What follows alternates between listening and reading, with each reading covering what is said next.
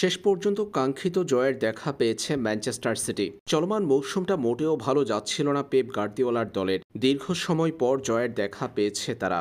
যে জয়ের মূল কারিগর ব্রাজিলিয়ান তরুণ সেভিনহো।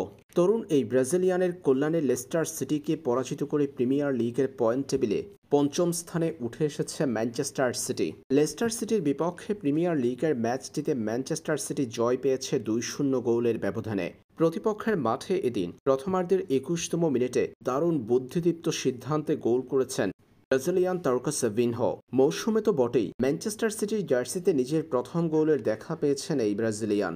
ম্যাচের ২১তম মিনিটে প্রতিপক্ষের গোলরক্ষকের হাত ফসকে বেরিয়ে আসা বলটি দারুণভাবে জালে প্রবেশ করিয়ে ম্যান সিটিকে এগিয়ে নিয়েছিলেন তরুণ এই ব্রাজিলিয়ান। সেভিনহোর গোলে ম্যাচে ১-০তে এগিয়ে যায় ম্যান সিটি।